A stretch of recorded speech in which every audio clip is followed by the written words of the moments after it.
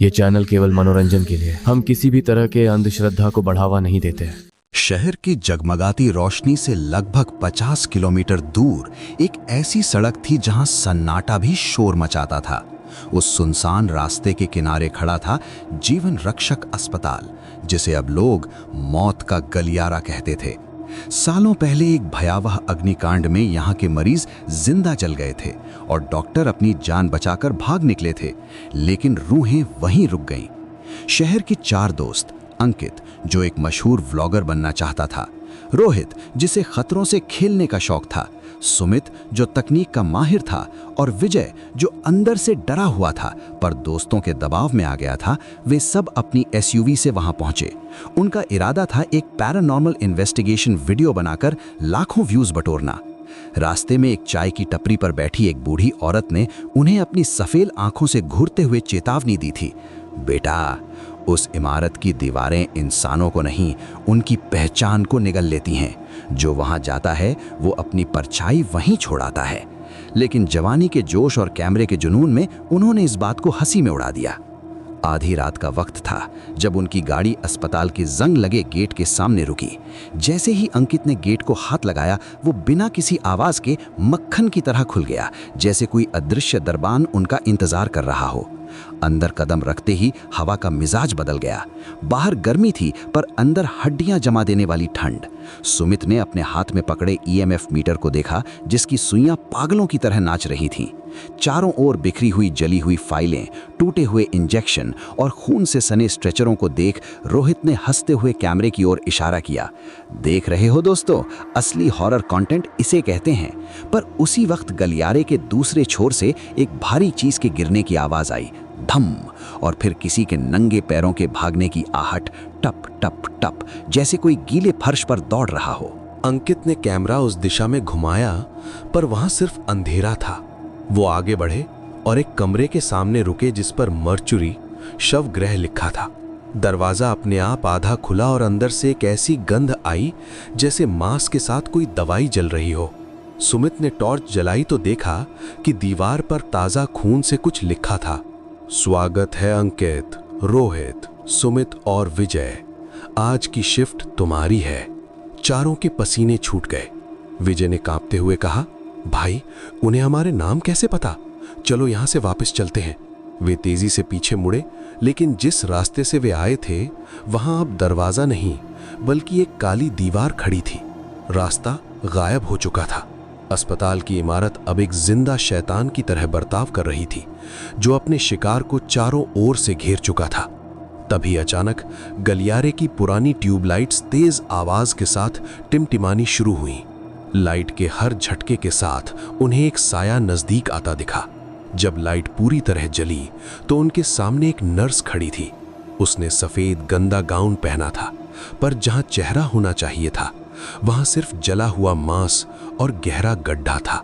उसकी आंखों की जगह 2 खाली सुराख थे, जिनमें से काला तरल पदार्थ बह रहा था।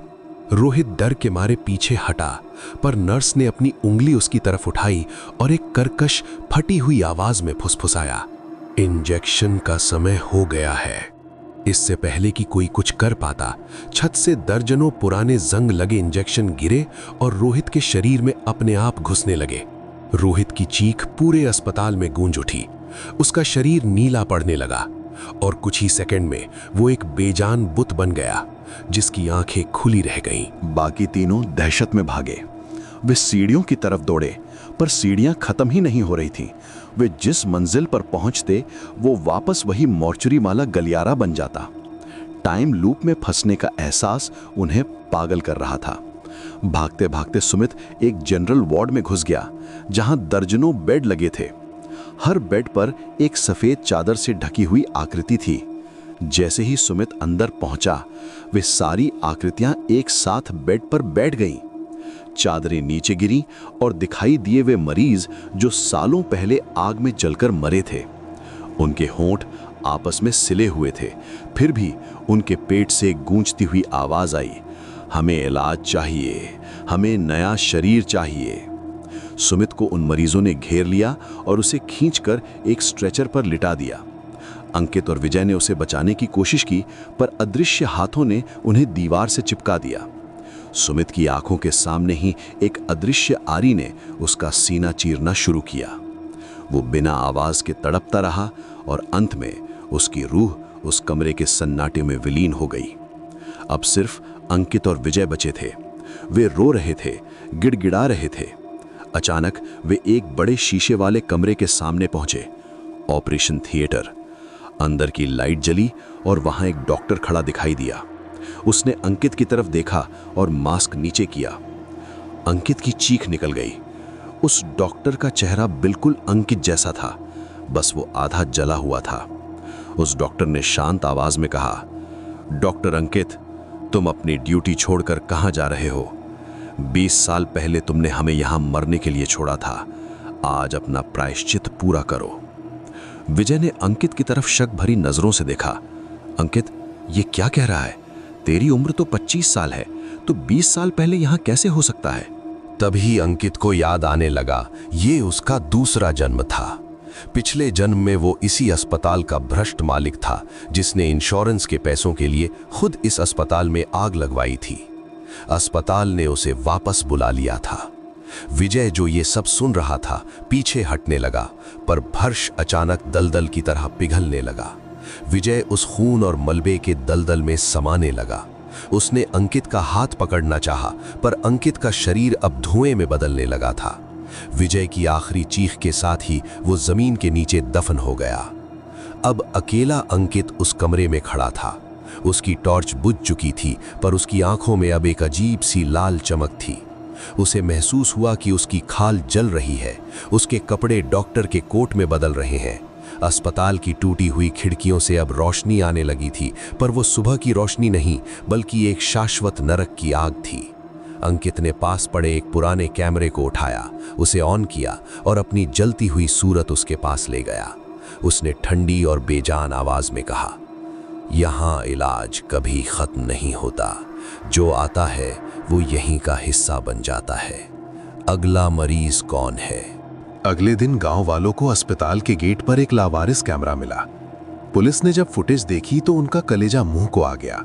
वीडियो में 4 दोस्त नहीं, बल्कि सिर्फ एक आदमी, अंकित, दिखाई दे रहा था, जो अकेले ही हवा से बातें कर रहा था, खुद को जख्मी कर रहा था और अंत में खुद को ही ऑपरेशन टेबल पर लिटाकर अपनी जान ले रहा था।